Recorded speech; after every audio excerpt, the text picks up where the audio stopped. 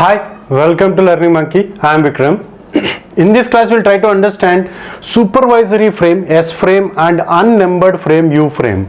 The concept related to I frame, information frame, one of the framing methods used in HDLC, has already been discussed in our previous videos. If you haven't watched that video, please watch that video and come back here, because these two concepts are the continuation concepts for the I frame.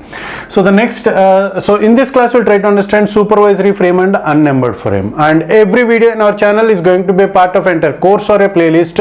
Our suggestion is to follow the entire course so that you can have better understanding of the concepts. And the link for the playlist is provided in the description below. So what is meant by a supervisory frame? Supervisory frame are used to are used for flow and error controls. In order to control the flow, or in order to for the error controls, these frames are used. So it does not contain any information. So whereas in the I frame, we are having an information field which transfers the data, user data, into the network. But here only the information related to the flow control and the error control, in order to control the flow. So these frames are used. So the fields of this frame are flag, address, control, FCS and flag. So the concepts related to flag, address, FCS are same for all the frames which we have already discussed. So the only thing which varies from one frame to another frame is the control part. The bits in the control field varies, and the those bits are going to decide what kind of action has to be done.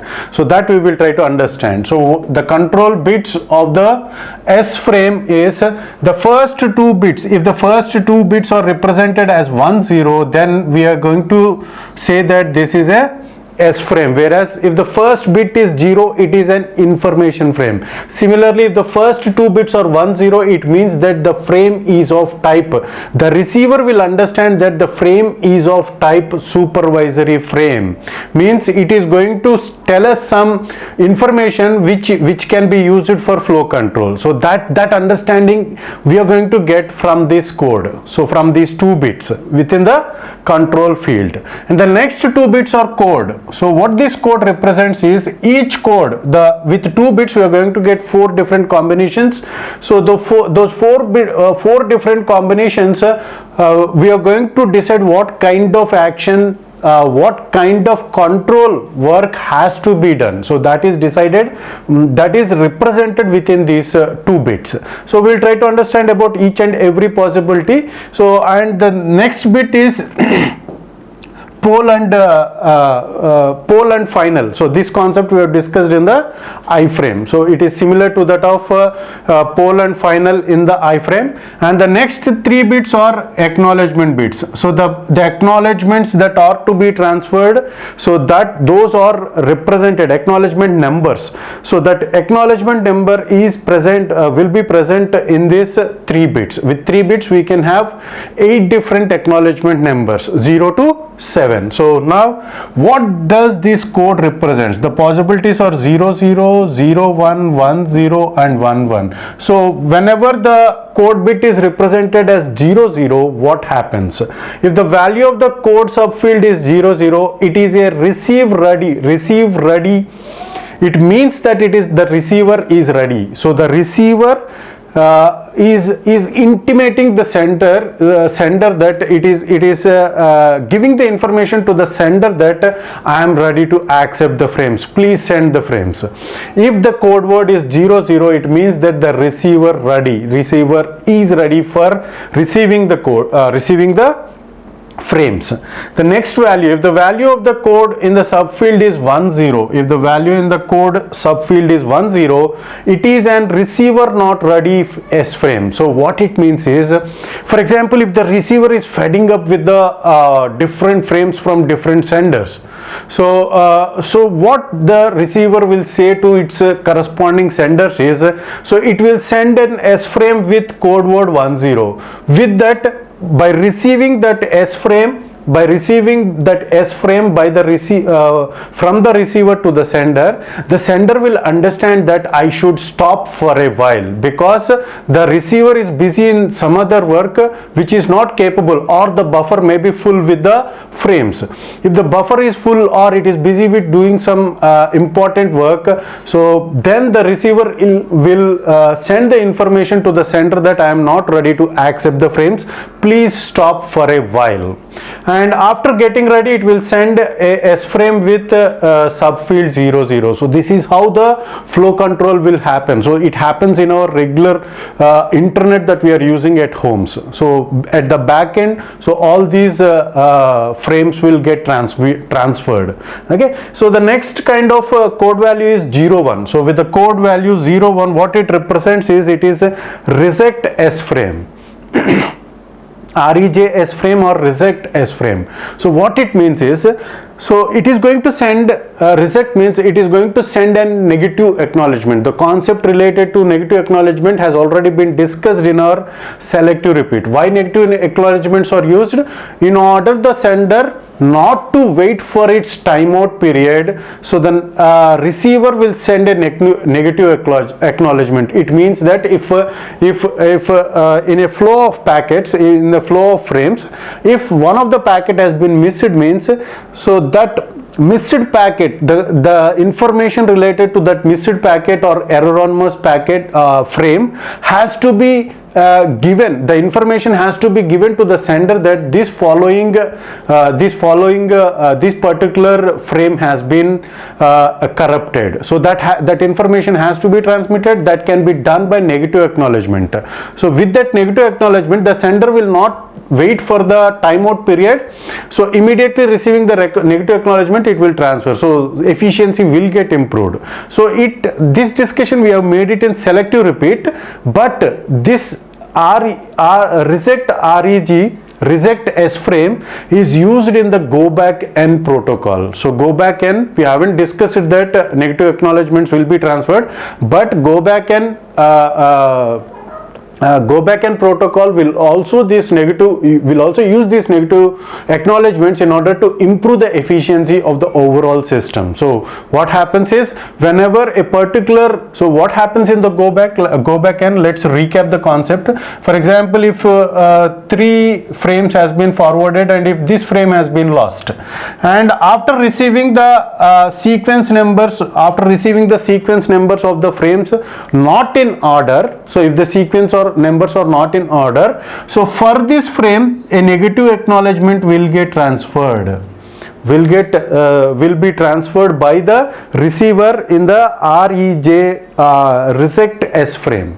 So this reject S frame used in the go back N, and the negative acknowledgements will be transferred. So which means that this the sequence number of this frame will be forwarded within these fields. With that, the sender will understand that this packet has to be transferred. So if it is done for go back N, then REG is used. There is another code which is possible, which is 11. So what this code represents is, if the value of the code subfield is 11, it is a selective reject S frame. So we have discussed that it is used in the go back N. If it is a selective repeat protocol and some negative acknowledgements are to be transferred, so that is done by using the code word 11. Okay, so this is for selective repeat protocol. If there are some rejects, in order to represent, we are going to use this code word as 11. Okay, so this is all about S frame. And the next kind of frame is unnumbered frame. So what this U frame means is, are used to exchange session management and control information between connected devices. So these frames are used for session management. Session means the time within which the two systems are in contact, and the control information related for that session to get established, in the sense in order to control the link between those two systems, for those control messages, control informations, for that session to maintain efficiently, the control information between the connected devices will get transferred by using this U frame. So what are the fields of the U frame are: flag, address, FCS and flag. Control is also there, FCS and flag. And here we are having a management information. So this is information, management information. Here it is not, it is same as that of iframe, but in the iframe the user data will get transferred. The data that needs to be transferred by the user will get transferred in the iframe, whereas in the uframe it is going to send the management information related to the management of the session between the systems will get transferred by using this uframe. So what about the control information? All these control fields, all these fields are same for all the framing methodologies, but the only difference is control. So what this control consists of?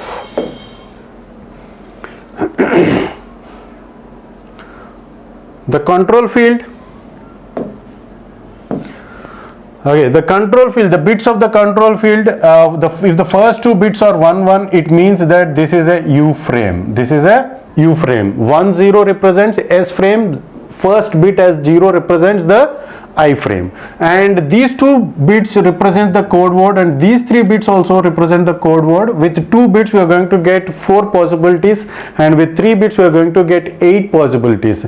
And as we have discussed, this is for pole and final. The concept has been discussed in our previous video, and these code words, by the combination of these code words, the systems are going to understand certain work has to be done, certain management has to be done. So those code words are represented here. These 2 bits are the these 2 bits, and these 3 bits are these 3 bits. Okay, so the combination of these 5 bit 2 bits and 3 bit combination is going to decide what kind of work has to be done. This is the command SNRM. So it means that set normal response mode. So the concept related to normal response mode, where one system is going to be acting as a primary system and the other system which is going to receive is going to act like a secondary system. The primary system will sell the data frames, whereas the secondary system will just respond for the data frames that has been received. So that is what we call it as normal response mode. So in order to set the interconnection transfer mode between the sender and receiver as a set normal response mode, we are going to use these code words, and they are get transferred within this U frame. Okay, so this is these are the different types of possibilities that are there. Just take a look about the code word. Pause this video for a while and try to. There is no need to remember about these code words. No one is going to ask what this code word is going to represent. Just try to understand what are the different types of control information that is being transferred. So just try to take a look about these all these fields, and with this hope you got the clarity on the concept of S frame and U frame. Thanks for watching. If you haven't subscribed to our channel, please subscribe to our channel and press bell icon for the latest updates. And if you have any doubts regarding this concept, please post your doubt in the comment section below. And if you feel that this video is helpful to you, please give us a like symbol and please share this video with your friends. Thanks for watching.